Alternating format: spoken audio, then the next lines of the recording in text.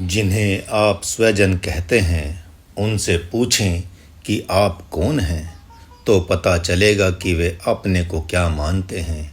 यदि आप उनसे कहें कि आप आत्मा हैं, शरीर के स्वामी हैं, तो कहेंगे देखो देखो देखो, यह पगला गया है, कहता है कि आप आत्मा हैं।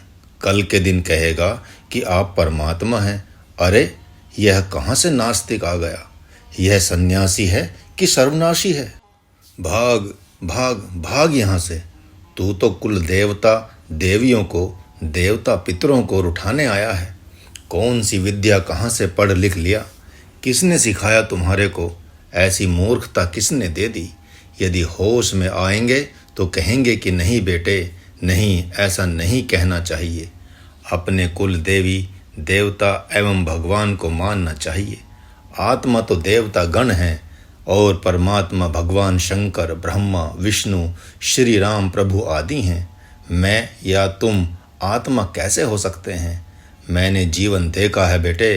देखते देखते बूढ़ा हो गया, पढ़ते पढ़ते बूढ़ा हो गया। अब तुम मुझे पढ़ाने आ गए? जाओ, खाओ पियो, भगवान की आरती एवं पूजा पाठ करो। इस तरह तो तुम किसी दिन पागल ही हो जाओगे।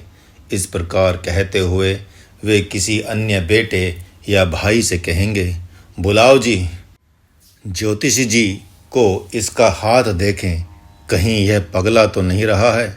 शनि और राहु की दशा जब एक साथ पड़ती है तो बुद्धि विक्षिप्त हो जाती है। जाओ, जल्दी करो, बुलाकर दिखाओ इसका हाथ। आप खूब विचार करें, इन क्षुद्र जीवों पर खूब विचार करें। ये मोह से मारे हुए लोग हैं। पागल कहता है, सब पागल हैं। यदि वह विशेष पागलपन में आ जाता है तो डंडे से पिटाई का अधिकारी हो जाता है। शराबी यदि पेशाब कर दे किसी पर तो लोग उस समय ऐसा नहीं कहते कि छोड़ो यह शराबी है, बल्कि पिटाई कर देते हैं और उसका होश ठिकाने आ जाता है। पागल यद्यपि अवध्य है, लेकिन वह किसी का वध करने लगे तो फिर वह वध के योग्य हो जाता है। इसलिए यदि स्वजन या संसार के लोग विशेष पागलपन में जीते हों तो उनका त्याग कर देना चाहिए। वहाँ त्यागना ही धर्म हो जाता है। लगभग सन 2003 में दिल्ली के इंडिया गेट की सड़क पर एक सांड पागल हो गया और एक व्यक्ति को मारने लगा तथा मार ही दिया। जो 2 लोग बचाने गए उसने उन्हें भी मार डाला। जब 3 के प्राण पखेरु उड़ गए तो सरकार की ओर से सांड को गोली मारने का आदेश हो गया। वह गोली से मारा गया। यद्यपि सांड सनातन धर्म की आत्मा है, लेकिन वैसी विशेष परिस्थिति में उसका वध करना ही धर्म हो गया। उसी प्रकार माता पिता, भाई बांधवों एवं बाल बच्चों का त्याग करना धर्म नहीं है, बल्कि सेवा शुश्रूषा करना धर्म है। लेकिन यदि वे विषय वासना में पागल हो गए हैं तथा उनकी विषयता हमारे जीवन को भी पागल बनाए जा रही है, तो उनका त्याग कर देना ही धर्म माना जाता है। बहुत से शरीरों के साथ रहने से शरीरी होने में बाधा हो रही है, तो सर्वप्रथम सब शरीरों को छोड़ना ही पड़ेगा। ऐसा नहीं है कि आप अन्य शरीरों को छोड़ नहीं सकते। जब आप में आत्म जिज्ञासा जग गई तो थोड़ा सा प्रयास करेंगे और सब देहों को त्याग कर आप देही हो जाएंगे। अरे, आप घर छोड़कर ही तो विद्यालय में जाकर विद्यार्थी बनते हैं।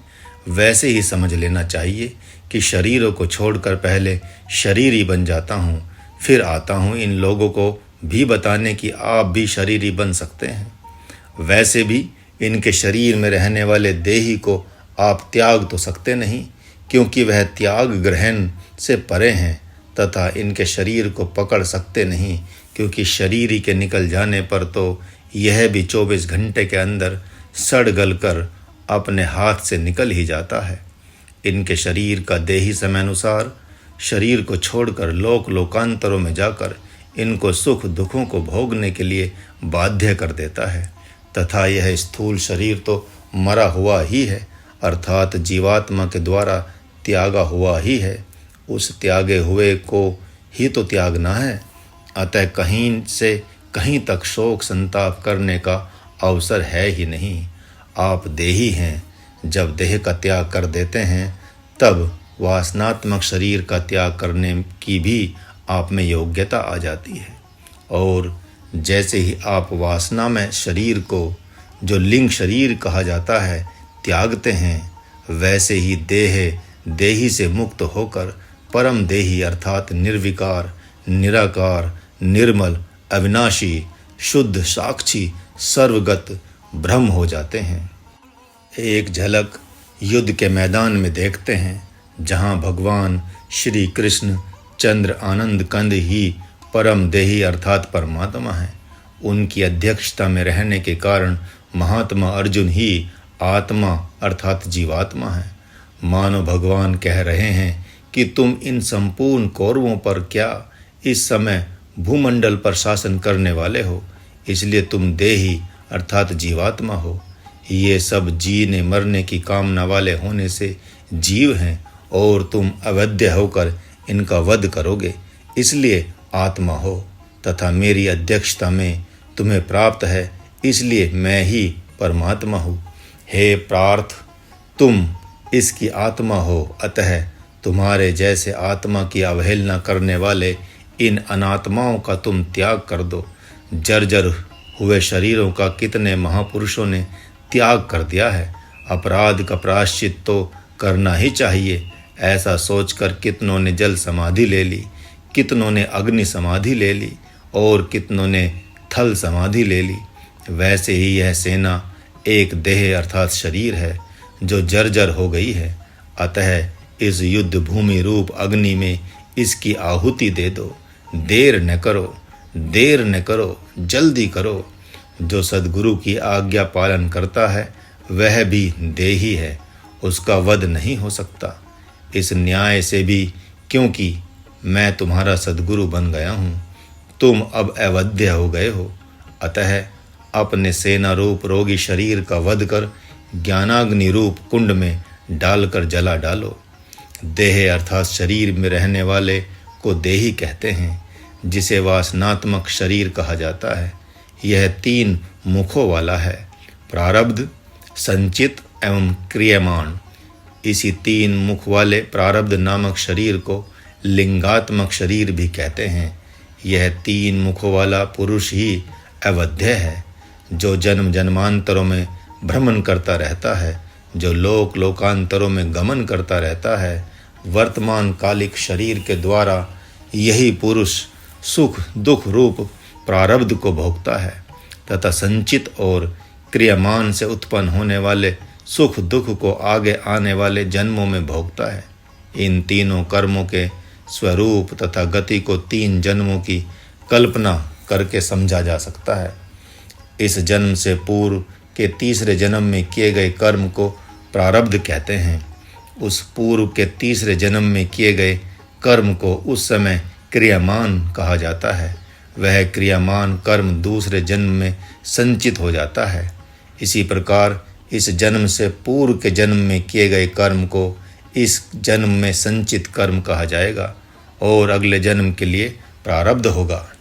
कर्म की गति और कर्म का स्वरूप जानने में अति कठिनता होती है। इसे सुगमता से आप सब समझ सकें, इसलिए सुगम सूत्र दिया जा रहा है। तीसरे जन्म का क्रियमान, वर्तमान जन्म का प्रारब्ध, दूसरे जन्म का संचित, वर्तमान जन्म का प्रारब्ध, वर्तमान जन्म का क्रियमान, अगले जन्म का संचित। यह 3 मुखों वाला कर्म नामक पुरुष आसक्त जीव को मोहित करता हुआ ही इस शरीर में रहता है और मोहित करता हुआ ही इस शरीर को छोड़कर चला जाता है। भगवान नारायण का यह दिव्य मंत्र विषयी पुरुषों के लिए अलग अर्थ देता है, जिज्ञासुओं, साधकों एवं सिद्धों के लिए अलग संकेत करता है। आश्चर्य की बात तो यह है कि आत्मज्ञानी के लिए वर्तमान कालिक शरीर और वासनात्मक शरीर ये दोनों ही एक समान हैं।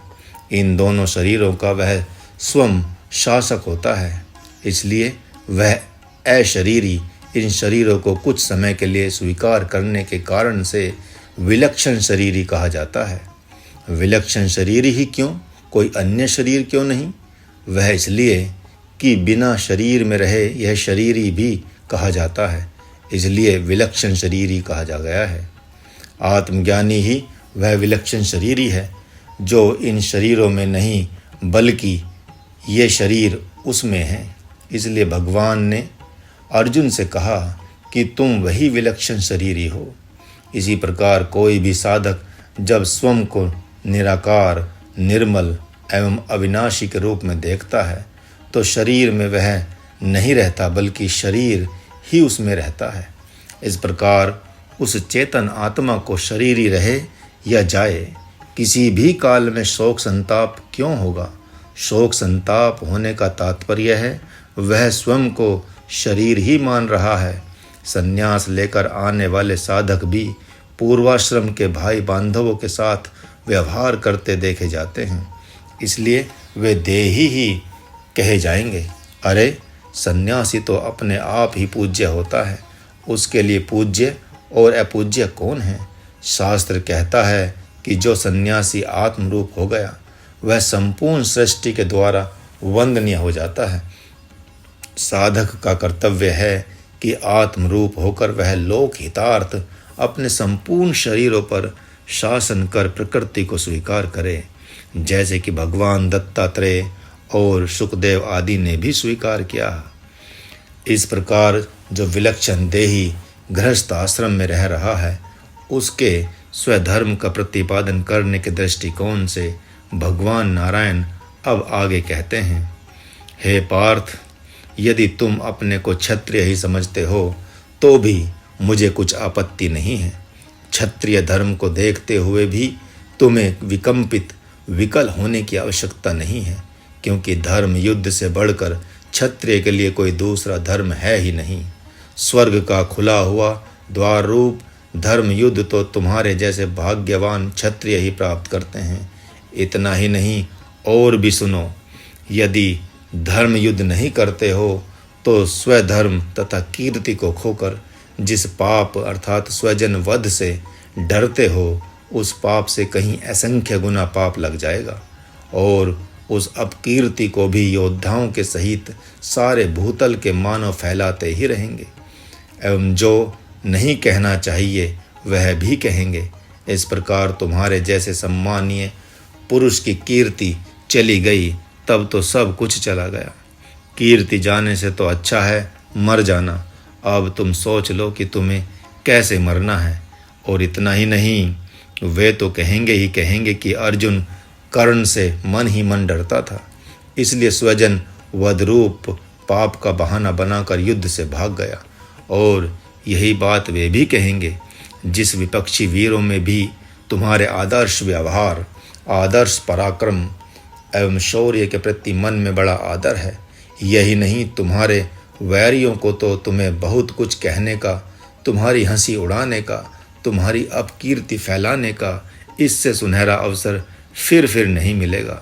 इसलिए तुम या तो युद्ध में मरकर स्वर्ग प्राप्त कर लोगे या तो युद्ध विजेता होकर पृथ्वीपति हो जाओगे। इस कारण तुम युद्ध के लिए दृढ़ निश्चयी होकर तैयार हो जाओ। सुख दुख, जय पराजय, लाभ हानि की चिंता छोड़कर युद्ध करते हो तो पाप लगेगा ही नहीं। अभी युद्ध के मैदान में महाराज नहीं जाएगा, सर्वप्रथम साधकों की ही भूमि में रहकर प्रसंग पूरा करेगा, फिर उधर की सुध बुध लेगा। जीवात्मा अवध्य है, यह प्रसंग चल रहा है। प्रभु ने साधकों पर आश्चर्य व्यक्त किया है कि वे अपने स्वरूप को क्यों नहीं पहचानते, और पहचानते नहीं तो पहचानने का प्रयत्न क्यों नहीं करते। यह ज्ञान योग का प्रकरण चल रहा है। संन्यास आश्रमी साधकों को ज्ञान योगी होना है। वह ज्ञान योगी यदि सद्गुरु के पास कर्म योगी भी बन जाता है तो वह जगत हितार्थ कर्म कहा जाता है, स्वजन हितार्थ नहीं। जिस प्रकार गृहस्थ आश्रम में ब्राह्मण, क्षत्रिय, वैश्य, शूद्रादि श्रेणियां बटी हुई हैं तथा उसी वर्ण अनुसार उनके स्वधर्म का निर्णय किया गया है, उसी प्रकार आध्यात्मिक साधकों में भी श्रेणियां हैं। इनमें कोई भक्ति पक्ष वाला है, कोई ज्ञान पक्ष वाला है, कोई कर्म पक्ष वाला है, कोई अष्टांग योग वाला है, तो कोई ध्यान योग वाला है, इत्यादि इत्यादि। यह ज्ञान योग संन्यास आश्रमी एवं गृहस्थ आश्रमी आत्मजिज्ञासुओं अर्थात दोनों के लिए है। लेकिन महात्मा अर्जुन के माध्यम से प्रभु ने सर्वप्रथम श्लोक 11 से लेकर 36 तक तथा संन्यास आश्रमी साधकों के लिए उनके त्याग में जीवन की प्रस्तावना की है। इसलिए कोई ऐसा न सोचे कि महाराज इन मंत्रों को संन्यास आश्रम की तरफ ही क्यों खींच रहा है। साधक जान लें कि ब्राह्मण, क्षत्रिय, वैश्यादि जातियां नहीं हैं, बल्कि मानवों में श्रेणियां हैं। यदि जाति की ही बात की जाए तो मनुष्य एक जाति है, पशु एक जाति है, पक्षी एक जाति है, वैसे ही देवता एक जाति है, सर्प, बिच्छू, कीड़े मकोड़े ये सब जातियां हैं। मानव मात्र में जाति का विभाग भगवान ने नहीं किया, बल्कि कर्म का विभाग किया। जैसे कोई पिता अपने 4 पुत्रों में एक पुत्र को अध्यापक बना देता है क्योंकि उसकी बुद्धि अध्ययन अध्यापन की योग्यता रखती है, किसी पुत्र को राजनेता बना देता है, किसी की बुद्धि की योग्यता अनुसार खेती बाड़ी करने का काम सौंप देता है और किसी को मात्र इन तीनों बच्चों की देख रेख सेवा शुश्रूषा का भार दे देता है, तो इसका तात्पर्य यह नहीं कि ये 4 जातियां हो गई हैं। यह तो एक व्यवस्था है जिससे जीवन भार न बने, सभी एक दूसरे की अपनी शक्ति सामर्थ्य से सेवा करते हुए अपने कर्म रूप यज्ञ को पूरा करें। ठीक इसी प्रकार मनुष्य, पशु, पक्षी एवं देवता आदि जातियों में से मनुष्य का सर्वप्रथम स्वधर्म बनाया गया है, अपने स्वरूप को जानना या भगवान को जानना। अब उस आत्म स्वरूप को जानने के लिए साधक की योग्यता अनुसार कर्म धर्म का निर्णय किया गया है। जैसा कि इस दूसरे अध्याय में श्लोक 11 से 36 तक ज्ञान योगी सन्यासी के लिए, श्लोक 36 से श्लोक 53 तक ज्ञान योगी गृहस्थ के लिए, अध्याय 3 और 4 में गृहस्थ आश्रमी कर्म योगी के लिए, पुनः अध्याय 4 से 5 तक सन्यासी के लिए, अध्याय 6 से 8 तक सन्यास आश्रमी ब्रह्मचारी के लिए, गीता अध्याय 9 में आधा भाग राज योगी के लिए और आधा भाग भक्त योगी के लिए निश्चित किया गया है। तो आएं अब सन्यासी के धर्म पर विचार करें। अब आपने आत्म जिज्ञासा को लेकर सन्यास ले लिया तो आपके लिए सर्वस्व त्याग से बढ़कर कोई अन्य धर्म है ही नहीं। इस बात को भारत के प्राय सभी लोग जानते हैं। जब किसी का बच्चा सन्यासी हो जाता है तो प्राय सभी आश्चर्य कर जाते हैं और साधुवाद देते हुए उसको प्रणाम करने लगते हैं, चाहे वह साधु ब्राह्मण घर का हो, क्षत्रिय घर का हो या वैश्य, शूद्र, चांडाल, म्लेच्छ अथवा कोल भील के घर का हो। भारतवर्ष में एक कहावत विख्यात है कि जाति ने पूछो साधु की, पूछ लीजिए ज्ञान, दे देंगे उस ज्ञान को जिस विधि मिले भगवान। इसलिए भगवान उन उत्तम अधिकारी साधकों से कहते हैं जिन्होंने अपने सद्गुरु को ही माता, पिता, गुरु, मित्र अर्थात स्वजन एवं भगवान मान लिया है, यानी उन्होंने संपूर्ण नातों को एकमात्र सद्गुरु से ही जोड़ लिया है कि तुम अव्यक्त, अचिंत्य, अविकारी, नित्य, सर्वगत, अचल एवं सनातन हो, अजर, अमर, शाश्वत हो।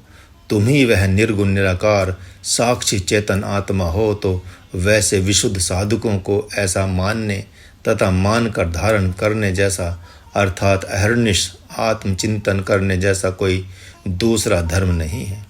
यदि सद्गुरु कह रहा है कि अहर्निश आत्मचिंतन ही करो, संपूर्ण स्वजनों तथा भूत प्राणियों की चिंता छोड़ दो, तो उनके द्वारा ऐसा करने से बड़ा कोई धर्म नहीं है।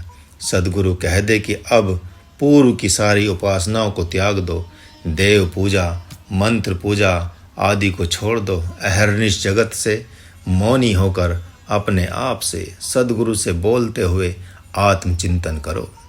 तो उन साधकों के लिए इस त्याग रूप धर्म से बढ़कर कोई धर्म नहीं है। यह उनका स्वधर्म सद्गुरु की आज्ञा अनुसार निश्चित किया गया है। मोक्ष तो सद्गुरु की आज्ञा में रहता है। बाह्य त्याग संपूर्णता से करके आत्मचिंतन के द्वारा अंतर त्याग में लगे रहना आपका धर्म है तथा इसमें आने वाले विघ्नों को सहन करना आपका धर्म है एवं विघ्नों को परास्त करना, दूर करना सद्गुरु का धर्म है। आप अव्यक्त हैं, अचिंत्य हैं, किंतु जब तक आप जगत से, स्वजनों से अव्यक्त नहीं होते, जब तक उनके चिंतन के घेरे से बाहर नहीं आते, तब तक इस अव्यक्त पद को, अचिंत्य पद को प्राप्त नहीं करते। माना कि आप नित्य हैं, सर्वगत हैं, अचल हैं और सनातन हैं, किंतु जब तक आप अनित्य, अल्पगत, चंचल चित्त वाले तथा अशास्त्रीय पुरुषों का संसर्ग नहीं छोड़ते, तब तक नित्य, सर्वगत, अचलादि पद को प्राप्त नहीं होते।